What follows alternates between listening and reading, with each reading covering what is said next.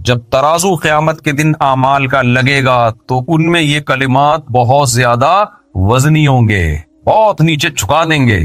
تو یہ دو کلمات کیا ہیں؟ سبحان اللہ و بحمدہ، سبحان اللہ العظیم۔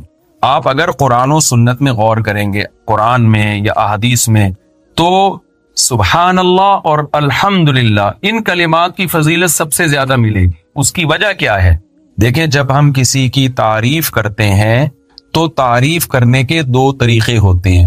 ایک، اس پر جو غلط الزامات لگے ہیں ان الزامات کو اس سے بری کر دینا، یہ بھی کسی کی تعریف کا طریقہ ہوتا ہے۔ کسی نے کسی پہ الزام لگا دیا، یہ کرپٹ ہے، یہ ایسا ہے، یہ ویسا ہے، آپ اس کی تعریف کرتے ہیں، بھائی یہ کرپٹ نہیں ہے، یہ چور نہیں ہے، یہ بد کردار نہیں ہے، یہ بھی تعریف کا ایک طریقہ ہوتا ہے۔ اور ایک طریقہ ہوتا ہے کہ اس کی طرف اچھی صفات کی نسبت کی جائے، یہ با کردار ہے، یہ سچا ہے، یہ طاقتور ہے۔ تو الحمدللہ کا مطلب کیا ہے؟ اللہ کی طرف تمام اچھی صفات کی نسبت کی جائے، اور سبحان اللہ یہ تنزیہ ہے، تمام بری صفات سے اللہ کو پاک قرار دیا جائے۔ اس لیے ان دو کلمات کی شریعت میں سب سے زیادہ فضیلت ہے، کیونکہ اس میں آپ نے اللہ کی ایک جامع تعریف کر دی۔ اللہ کی طرف جو عیب منسوب ہیں، عیسائیوں نے کہا عیسیٰ ابن مریم اللہ کے بیٹے ہیں، جب آپ نے سبحان اللہ کہا اس کا مطلب اللہ اولاد کی عیب سے پاک۔ مشرکین نے کہا فرشتے اللہ کی بیٹیاں ہیں، جب آپ نے سبحان اللہ کہا تو اللہ کی طرف اس عیب کو آپ نے، اولاد کے عیب سے اللہ پاک ہے۔ کسی نے کہا مریم اللہ کی زوجہ ہیں، تو سبحان اللہ میں آپ نے اللہ کو اس عیب سے پاک قرار دیا۔ اللہ تجھ میں یہ عیب نہیں، انسانوں میں تو یہ کمال ہے کسی کی بیوی ہونا، بیٹا ہونا، تبھی میں صاحب کمال ہوں آپ کی اس لحاظ سے، ایسا کمال ہے کہ کمال ہو گیا عمل۔ اور تو میرے پاس، میں تو قیامت کے دن ایک ہی عمل پیش کروں گا، ایک ہی عمل ہے میرے پاس، ہے اللہ 18 بچے ہیں اور 4 گھر ہیں۔ اب خواتین آئی ہوئی ہیں تو میں نہیں زیادہ پریشان کرنا چاہتا، حدیث کو میں مکمل کر لوں جلدی سے۔ تو لیکن اللہ کے لیے بیوی کا ہونا اور اولاد کا ہونا عیب۔ آیت الکرسی پوری اسی تنزیہ ہے، لا تأخذہ سینۃ ولا نوم۔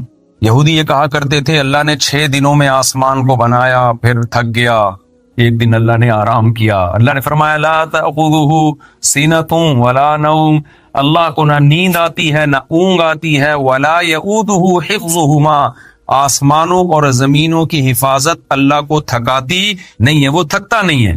ولم یعی بخلقہن، اللہ نے آسمانوں اور زمینوں کو بنایا اور ان کو بنا کے اللہ تھکا نہیں، اس لیے اللہ نے جو ایک دن رکھا وہ اس لیے نہیں کہ اللہ تھک گئے تھے۔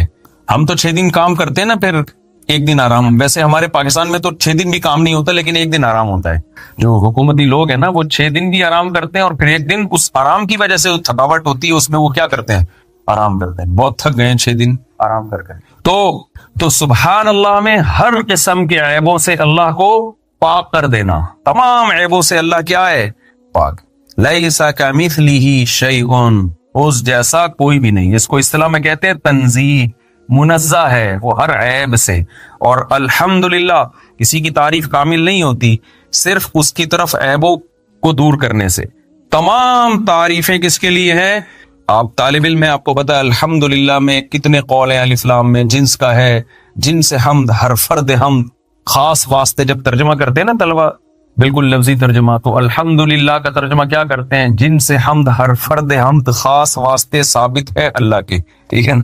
کیا مطلب؟ حمد کی جو جنس ہے وہ بھی اللہ کے لیے، اور تعریف کے جتنے افراد ہیں، الف لام اگر استغراق کا ہو، یعنی دنیا میں کسی کی کسی بھی وجہ سے تعریف اگر ہوتی ہے تو وہ تمام وجوہات اللہ میں علی وجہ الکمال پائی جاتی۔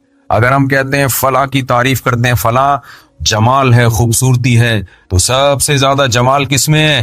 اللہ میں۔ اتنا جمال کہ موسیٰ علیہ السلام نے اللہ کا براہ راست کلام سنا۔ بھائی میں زیادہ لمبی تو نہیں، میں نے تفصیل شروع کر دی کہیں، ایسا نہ ہو آپ کا پروگرام کا کوئی سیٹ اپ ہے تو ممبر پہ کب اٹھا دے تو پولیس بلوانی پڑتی ہے اٹھانے میں، تو میں بس جلدی سے سمیٹ رہا ہوں۔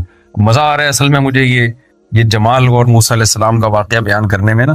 تو جمال اللہ تعالیٰ کا، کہتے ہیں موسیٰ علیہ السلام واحد پیغمبر ہیں جنہوں نے اللہ سے اس زندگی میں دیدار کی خواہش کی ہے، کسی اور پیغمبر نے اللہ سے اس زندگی میں دیدار کی خواہش نہیں کی، یعنی یہاں دنیا میں، آخرت میں تو ہوگا واحد موسیٰ علیہ السلام ہے. سوال پیدا ہوتا ہے بھائی کیوں؟ کیا اکیلے موسیٰ کو اللہ سے محبت تھی جو اللہ سے کہہ رہے ہیں ربی ارینی کیف تحیی الموتا، اے اللہ تو مجھے اپنا جلوہ دکھا. ربی ارینی انظر الیک، اے اللہ میں تجھے دیکھنا چاہتا ہوں، تو اپنا جلوہ دکھا میں تجھے دیکھوں گا. یہ خواہش نہ آدم علیہ السلام نے کی، نہ ابراہیم علیہ السلام نے، نہ نوح علیہ السلام نے، نہ سید الانبیاء محمد صلی اللہ علیہ وسلم نے، کسی پیغمبر نے نہیں. اکیلے کس نے کی ہے یہ خواہش؟ موسیٰ علیہ السلام نے. بھائی سوال پیدا ہوتا ہے کیا باقیوں کو محبت نہیں تھی؟ نہیں بھائی، یہ تو سوال ہی پیدا نہیں ہوتا. موسیٰ علیہ السلام نے اس لیے اللہ سے اللہ کے دیدار کی خواہش ظاہر کی ہے کہ موسیٰ علیہ السلام اللہ سے براہ راست ہم کلام ہوا کرتے تھے، اللہ کا کلام براہ راست سنا کرتے تھے، بیچ میں فرشتے کا واسطہ نہیں تھا.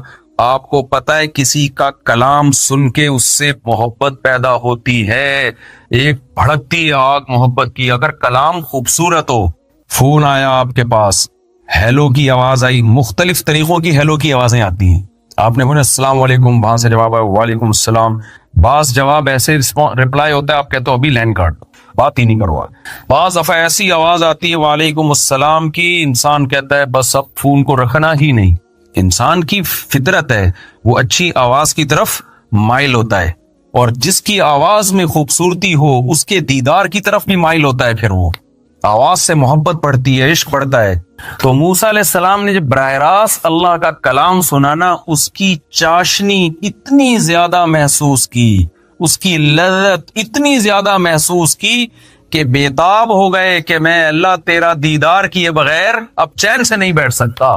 اور اللہ تعالیٰ بھی حضرت موسیٰ کو یہ کہہ سکتے تھے کہ لن ترانی، تو ہرگز مجھے نہیں دیکھ سکتا. یہ اللہ نے کہہ دیا. اس کہنے کے بعد حضرت موسیٰ کے لیے مزید کسی دلیل کی ضرورت تھی؟ بولو بھائی. جب اللہ نے کہہ دیا، اللہ نے یہ بھی نہیں کہا لا ترانی کہ تو نہیں دیکھ سکتا، لن ترانی، it isn't possible for you to watch me or to see me. اب آپ انگلش میں کون سا صحیح لگے گا وہ آپ خود لگا دیجیے گا. اے موسیٰ یہ امپاسبل ہے، یہ نہیں ہو سکتا کہ آپ مجھے دیکھو.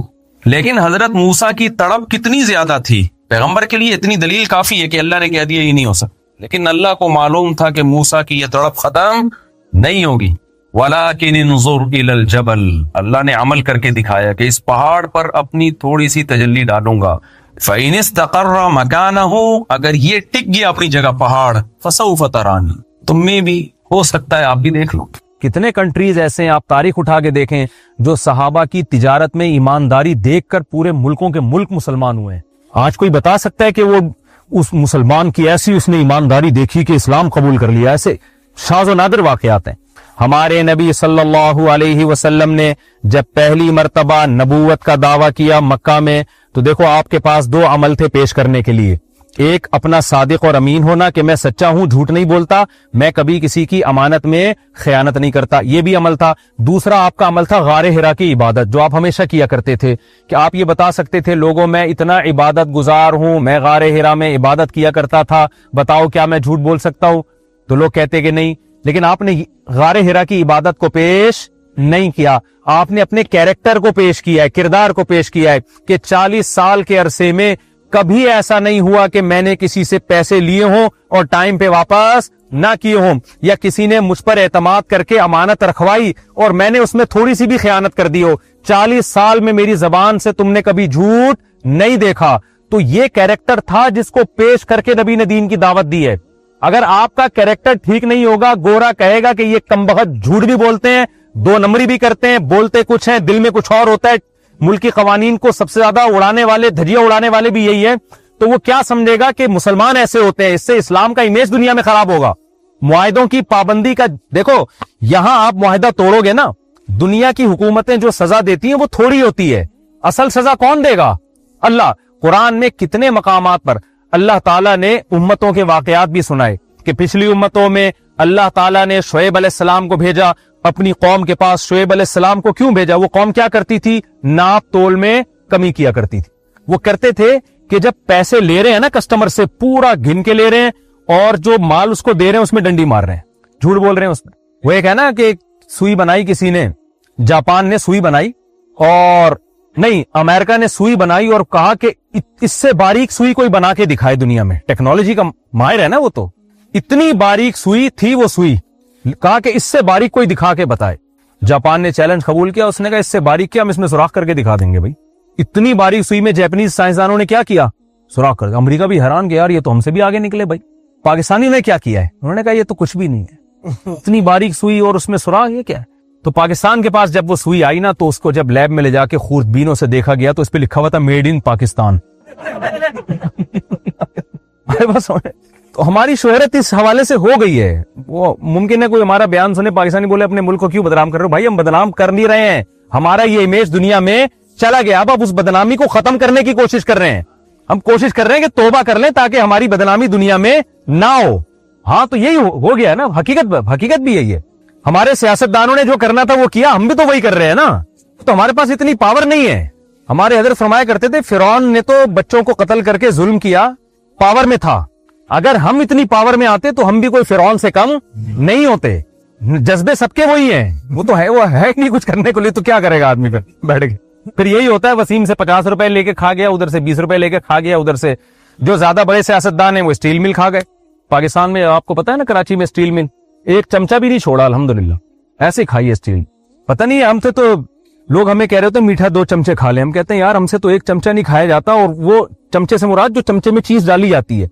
और हमारे माशाल्लाह बाज हजरात ऐसे हैं, अल्लाह ने ऐसा पूरे चमचे खा गए वो, यानी ये नहीं कि चमचे में जो चीज थी बस जज़ाकल्लाह, चमचे पूरी स्टील मिल, जो स्टील की बनी हुई मिल है वो खा गए पूरी। तो ये हमारा इमेज है दुनिया में। देखो दुनिया में हुकूमतें जिस तरह सजा होनी चाहिए कभी मिल जाती है कभी नहीं मिलती, ये हमारे मजहब का हिस्सा है। शुएब अलैहिस्सलाम ने जब अपनी कौम को समझाया कि कस्टमर को मत ठगो, तो वो कस्टमर भी तो उसी कौम के थे या नहीं थे, उसी कौम के थे या नहीं थे। तो पता है शुएब अलैहिस्सलाम को लोगों ने क्या ताना दिया, आप लोग थक तो नहीं गए। शुएब अलैहिस्सलाम को ये ताना दिया लोगों ने, वो ये ताना दिया कि या शुआइब अस्सलातुका तअमुरुका अन नतरुका मा याबुदु आबाउना औ अन नफ़अल फी अमवालिना मा नशा। ए शुएब तू नमाज पढ़ता है मस्जिद में, सूफी बड़ा अच्छा लगता है हमें, ठीक है ना, बड़ा अच्छा लगता है नमाज में खड़ा हुआ सरदा कर रहा है, वजू करके आ रहा है, दिल चाहता है तुझसे दम भी करवाएं, तुझसे जिन चुड़ैल भूत भी हम भगवाएं, बहुत अच्छा, यहां तक हमें तुझ पर कोई एतराज नहीं। लेकिन तू जो ये हमारे कामों में मुदाखलत कर रहा है ना, कि बिजनेस ऐसे करो ऐसे नहीं करो, ये हलाल है हराम है, ये हमें बिल्कुल भी पसंद नहीं। ये तरीका हमें बिल्कुल भी पसंद, मजहब की मुदाखलत हमारे बिजनेस में, कि मौलवी हमें समझाएगा कि ऐसे बेचो ऐसे मत बेचो, ये कस्टमर को धोखा है, ये हराम। भाई ये हम जानते हैं, लॉ को हम समझते हैं, कानून हम समझते हैं, वकील को कहां किधर कौन सी चीज घुमानी है, सही है ना, ये हमें पता है, ये आपको पता नहीं है। तो शुएब अलैहिस्सलाम ने क्या कहा, ऐ मेरी कौम, मेरा काम है अल्लाह का पैगाम तुम तक पहुंचा देना, ये जो तुम नाप तोल में कमी करते हो। और ये भी शुएब अलैहिस्सलाम ने फरमाया इन्नी अराकुम बिखैरिन, तुम कहत ज़दा लोग नहीं हो। भूख से मरता हुआ इंसान किसी की रोटी चुरा के खा ले, बात समझ में आती है यार, जिंदगी तो बचानी है ना, बाद में कमा के रोटी के पैसे वापस कर देगा। ऐ मेरी कौम, तुम सबके पेट भरे हुए हैं, तुम सब खाते पीते लोग हो, तुम्हें क्या जरूरत है करप्शन करने की। कितनी जगह पे अल्लाह ने यह वाकया बयान किया। फिर कुरान क्या कहता है, अल्लाह फरमाते हैं हमने कौम शुएब पर अजाब भेजा है और पूरी कौम को ऐसा तबाह किया कअल्लम यगनौ फीहा, देखने में लगता था यहां कभी कोई कौम बसी नहीं है। करप्शन से बचना सिर्फ मुल्की कानून का तकाजा नहीं है, जैसे नमाज पढ़ना रोजे रखना मजहब का हुक्म है, मुल्क का हुक्म नहीं है, ऐसे ही करप्शन से बचना ये मजहब का हुक्म है, मुल्क का हो या ना हो। मुल्क के होने से तो और ताकीद बढ़ जाती है इसकी। नहीं आ रही मेरा ख्याल है बात समझ में। वैलुल लिल मुतफ्फिफीन, अल्लाह कहते हैं तबाह हो जाए वो लोग, अल्लज़ीना इज़ा तालू अलन नास यस्तौफून, जब हक लेने की बारी आती है, यस्तौफून पूरा हक लेते हैं। आप किसी हुकूमत में रह के तमाम टैक्स वाली सहूलतें जब उठा रहे हैं, तो इस आयत में क्या अल्लाह ने फरमाया कि जब हक लेने की बारी आती है क्या करते हैं, पूरा हक लेते हैं। वइज़ा कालूहुम औ वज़नूहुम युखसिरून, जब हक देने की बारी आती है उसमें डंडी मारते हैं। कितने घुन्ने ऐसे हैं, घुन्ने समझते हैं, जो बेरोजगारी का भी गवर्नमेंट, मुझे स्वीडन का नहीं पता, लेकिन बहुत से कंट्रीज में ऐसा होता है जो बेरोजगार होते हैं उनको बेरोजगारी का अलाउंस मिल रहा होता है। तो हमारे यहाँ बहुत से लोग आके बेरोजगार अपने आप को शो किया और माशाल्लाह गवर्नमेंट से पैसे ले रहे हैं और शाम को छप्पड़ में गोलगप्पे भी बेच रहे हो। मैंने नॉर्वे में गोलगप्पे का ठेला देखा यार, माशाल्लाह। इंडिया पाकिस्तान जो है ना, अल्हम्दुलिल्लाह अपनी रिवायात को भूलता नहीं। चपली कबाब तो जापान में बहुत पहले से आ चुका है, अब चपली कबाब पे लिखा होगा मेड इन जापान। अब सोचे ना, अंग्रेज जब गोल गप्पे खाएगा तो गोल गप्पा होगा कि नहीं होगा? इनको ये चरखारों, इन मसालों की आदत डाले, इनको पता चले खाने किसे कहते हैं। तो खाने तो रिवायती इंडिया पाकिस्तान के खाने हैं भाई, वो रिवायती जो बहुत सारे, अभी फिर भूख लगना शुरू हो जाएगी। तो अल्लाह ने क्या कहा, ये तो मजहब का हिस्सा है कि जब अल्लाह फरमाते हैं अला यज़ुन्नु उलाइका अन्नहुम मबऊसून, अल्लाह फरमाते हैं जो लोग ऐसा कर रहे हैं कि अपना हक पूरा पूरा लेते हैं, जब दूसरे का हक देने की बारी आती है उसमें डंडी मारते हैं। अल्लाह ने ये नहीं फरमाया कि उनको पता नहीं है कि स्वीडन की गवर्नमेंट एक दिन पकड़ लेगी उनको, ये नहीं धमकी दी कुरान ने? क्या उनको पता नहीं है कि एक दिन वो हुकूमत, हो सकता है वकील का मीटर घूम जाए, वो वाली पार्टी ज्यादा पैसे देना शुरू कर दे?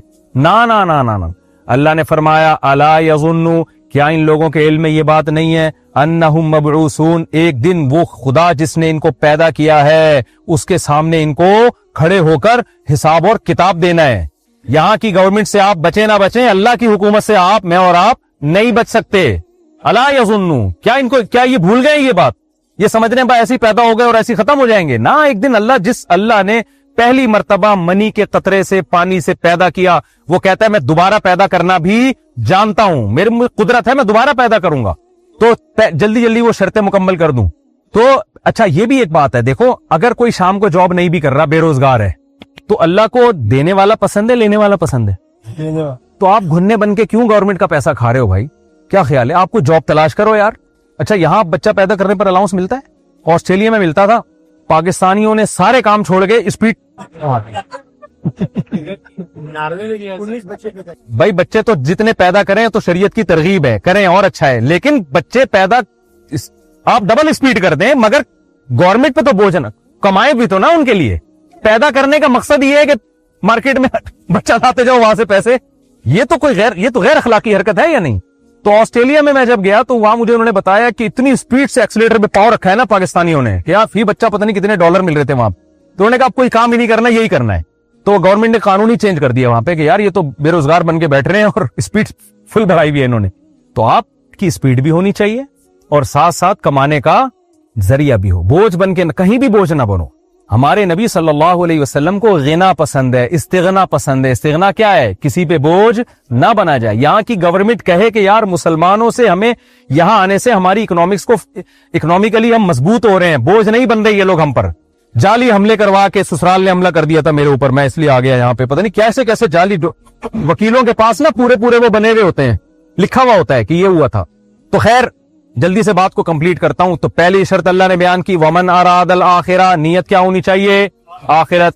दूसरी कुरान ने शर्त बयान की, वसाआ, सिर्फ नियत काफी नहीं है, उसके लिए कोशिश भी करे। नियत तो बड़ी बड़ी कामों की नियत है जी, मैं ये भी करूंगा, मैं ये भी करूंगा, कब शुरू करेगा कि पता नहीं, ये भी कंफर्म नहीं है। कोशिश भी शुरू कर दे उसके लिए। वसाआ लहा सायहा, कुरान कहता है वही बात, कोशिश अखपल तरीके से नहीं, वो वाली कोशिश जो मैंने बताई है। उसमें दो इंतहाओं के दरमियान में अल्लाह ने हुक्म दिया हमें चलने का। एक इंतहा ये दुनिया छोड़ के जंगलों में निकलना है सब कुछ, ये भी एक इंतहा है जिससे मना किया। एक ये है कि दुनिया के पीछे ऐसे भागें कि हलाल और हराम की फिक्र ही खत्म हो जाए, ये दूसरी इंतहा है। इससे भी अल्लाह ने हमें बचने का हुक्म दिया। तो अल्लाह ने बताया कि वो कोशिश करो जो मैंने बताई है। उसमें सबसे पहले अकीदा तौहीद है, नजरिया आपको अपना दुरुस्त रखना पड़ेगा, फिर अकीदा रिसालत है, फिर उसके बाद अल्लाह ताला ने जिन बुराइयों से बचने का हुक्म दिया, जिन चीजों को 5 नमाजें फर्ज हैं या नहीं है, अगर आप नमाज नहीं पढ़ते, मस्जिद में जमात से नमाज नहीं पढ़ते, अल्लाह की नजर में आप अच्छे इंसान नहीं है। अगर आप अपने आप को मुस्लिम होने का दावा भी करते हो और नमाज आप छोड़ देते हो, इस्लाम में नमाज से बढ़कर कोई हुक्म नहीं है। सफर में अल्लाह ने नमाज छोड़ने की इजाजत नहीं दी, हजर में, बीमारी में, किसी कंडीशन में खड़े होके नहीं पढ़ सकते, हुक्म दिया बैठ के पढ़ो। तो आज से आजम करें जिंदगी में कभी भी इंशाअल्लाह नमाज कज़ा नहीं करेंगे। और रमजान के रोजे, अब यहाँ रोजे बहुत लंबे होते हैं, लोग बता रहे हैं हमें, और बाज लोग असर में ही इफ्तारी शुरू कर देते हैं। भाई अल्लाह मियां ने गुरूब आफ्ताब के वक्त रोजे का इफ्तार करने का हुक्म दिया। हाँ, 24 घंटे में सूरज गुरूब ही ना होता हो, जैसे मजीद नॉर्थ की तरफ जाएंगे तो फिर वहां हकाम अलग है। वहां आप मुफ्तियाने किराम से पूछ लिएगा, अगर कभी वहां जाना हो रमजान में, तो वो बता देंगे आपको भाई इतना क्योंकि सूरज गुरूब ही नहीं हो रहा ना, वो 2-2.5 महीने तक घूमता ही रहेगा आपके सर पे, तो ये तो 2-2.5 महीने रोजा होगा आपका। तो 24 घंटे के अंदर अंदर वो रोजा, सहरी, इफ्तारी सबकी छोड़। लेकिन जब आप हैं प्रॉपर तरीके से, सूरज गुरूब भी हो रहा है, तुलू भी हो रहा है, तो भाई थोड़ा अल्लाह के लिए 1 महीना रोजा। आप कहते हैं कि नहीं हमसे नहीं रखा जाता, इसका मतलब आप पेड़े खाने के लिए आए हैं। सही है ना? आप किस काम के लिए आए? اور دیکھو یہ اللہ کی رحمت ہے, اگر اللہ نے گرمیوں میں آپ کا روزہ لمبا بہت کر دیا تو سردیوں میں سکیڑ بھی تو دیا ہے نا بہت. ایک طرف سے جب ٹینشن دی ہے تو دوسری طرف سے اللہ نے آپ کو آسانی بھی دی ہوئی ہے. ایک صاحب مجھے کہنے لگے ٹھکا ٹھک اتنی نمازیں یہاں پڑھتے ہیں ہم سے نہیں پڑھی جاتی, ادھر ظہر ایک دم ٹھک کر کے اثر آ گئی, پھر ٹھک کر کے مغرب آ گئی, بھائی یہ تو بہت مشکل ہے. میں نے کہا پھر مغرب کے بعد ٹھک کر کے فجر نہیں آتی, پھر فجر بیٹھ جاؤ, جب امام مہدی آئیں گے تو پھر فجر آئے گی. اتنا لمبا ٹائم ہے, 3 بجے سورج غروب ہو رہا ہے اور صبح 9 بجے طلوع ہو رہا ہے سورج, تو آپ کے پاس تو ٹائم ہی ٹائم ہے. تو اللہ تعالیٰ ایک طرف سے اگر مشکل ہوتی ہے دوسری طرف سے کیا کر دیتے ہیں, آسانی کر دیتے ہیں. تو نہ نماز چھوڑنے کی اجازت اور نہ آپ کو رمضان کا روزہ چھوڑنے. سمجھتے ہیں یہ پابندی سے رکھنا ہے. رمضان کے روزے مسلمانوں کی رونق ہے. اب تو میڈیکل سائنس یہ کہہ رہی ہے کہ روزہ رکھنے سے انسان کی صحت اچھی رہتی ہے. ہمت کرو, سست نہ بنا کریں. جب آپ روزہ رکھیں گے نا رمضان میں, بلکہ نفلی روزے بھی رکھ لیا کریں, کیا جا رہا ہے, کچھ اضافی گریبی بھی تو ہوتی ہے نا. یہاں گریبی کا سسٹم نہیں ہے میرا خیال ہے. جیسے کراچی پنجاب میں کھانے کے بعد گریبی بھی ملتی ہے نا, یہاں ہوٹلوں میں ملتی ہے گریبی نہیں ملتی. بس اسی وجہ سے تو نہیں رکھ رہے نفلی روزے آپ لوگ. کہتے ہیں جب اللہ یہاں گریبی نہیں ملتی تو ہم اللہ کو گریبی کیوں دیں. تو گریبی کا سسٹم ہونا چاہیے یہاں. تو یہ لفظ آیا غریبی سے. ہوتا یہ تھا کہ غریب آدمی کے پاس, بیچارے کے پاس تھوڑے سے پیسے تھے, اس نے کھانا کھا لیا, پیٹ بھرا نہیں, تھوڑی سی روٹی بچ گئی, تو غریبی میں اس کو اس کی تھوڑی سی نہاری اور ڈال کے دے دی. وہ ایسا ایک تو غریبی سے غریبی بن گئی وہ, اور اب وہ تمام پورے ملک میں رائج ہو گئی ہے وہ. اب مالدار آدمی بھی غریبی پہلے کھا رہا ہوتا ہے, پلیٹ بعد میں مار ہو. تو من اراد الاخرۃ وسعى لها سعيها, اللہ کہتے ہیں اس کے لیے کوشش بھی کرے. یہ تیسری شرط ہو گئی, کوشش بھی وہ جو اللہ رسول. تو آپ نے یہ تو اللہ نے فرائض ہمیں بتا دیے, یہ ہم نے کرنے, اور کچھ کام اللہ نے حکم دیا نہیں کرنے. دیکھو اسلام کا حکم ہے, مجھے بتاؤ رشتہ داری توڑنا یا رشتہ داری جوڑنا؟ جو لوگ انڈیپینڈنٹ ہیں, وہ انڈیویجولی زندگی گزارتے ہیں, کہہ رہے یار میں اخپل طریقے سے بس میں میری زندگی میری لائف, کوئی اس میں دخل اندازی نہیں کر سکتا, یہ اسلام کا نہیں ہے. یہ کوئی لبرل آدمی جو مذہب کو نہ مانے اس پہ سوٹ کرتی ہیں یہ باتیں. آپ کو یہ کرنے کی اجازت بالکل بھی نہیں. اللہ میاں نے بتایا کہ دیکھو تمہارے بہت سارے رشتے ہیں, یصلون ما امر اللہ بہ ان یوصل, جیسے نماز فرض ہے ایسے ان رشتوں کو جوڑنا بھی بولو ان سے بنا کے رکھنی آپ. وہ رشتے کیا ہیں؟ اللہ میاں نے سب سے پہلے رشتہ بیان کیا باپ اور ماں کا. ماں کا حق باپ سے 3 گنا زیادہ رکھ دیا اللہ تعالیٰ نے, ٹھیک ہے نا. وہ کیسے حق اللہ نے بیان کیا کہ قرآن میں حدیث میں آتا ہے وَصَاحِبْهُمَا فِي الدُّنْيَا مَعْرُوفًا وَاخْفِضْ لَهُمَا جَنَاحَ الذُّلِّ مِنَ الرَّحْمَةِ, ذلت سے اپنے بازوؤں کو اپنے والدین کے سامنے جھکا کے رکھنا ہے, ان کے سامنے اونچی آواز سے بات بولو نہیں کرنا. بڑھاپے میں ان کو گھر میں رکھ کے ان کے قدموں میں جنت تلاش کرنی ہے, ان کو گھر سے نہیں نکالنا. حدیث میں آتا ہے اس شخص پر اللہ کی لعنت جس کو بوڑھے والدین ملے اور اس نے بڑھاپے میں ملے اور اس نے بڑھاپے میں ان کی خدمت کر کے جنت اپنے اوپر واجب نہیں کر لی. اتنا بہترین آپشن جنت کمانے کا آیا تھا اور اس نالائق نے وہ آپشن ضائع کر دیا. تو صرف عید بقرعید پہ آپ کو ماں باپ سے ملنے کا حکم نہیں ہے, آپ نے سال کے 12 مہینے 24 گھنٹے اپنے ماں باپ کی کیئر بولو کرنی ہے. اور اللہ نے کہا کہ جب بھی اضافی خرچ ہوگا نا تمہارا, اضافی ایک تو واجب خرچ ہے, جب بھی اضافی ہے تو اس کی ابتدا بھی والدین سے ہونی چاہیے. تو اگر اللہ نے کسی کو پیسہ دیا ہے تو اس میں سے اپنے والدین کے لیے الگ سے کچھ حصہ ہر مہینے نکال کے بولو نا رکھا کریں, بجائے اس کے کہ ابا کی وراثت پہ نظریں رکھیں, ابا کو پیسے الٹا دیا کریں. کسی حدیث میں نہیں ہے تیرے باپ کا مال تیرا ہے,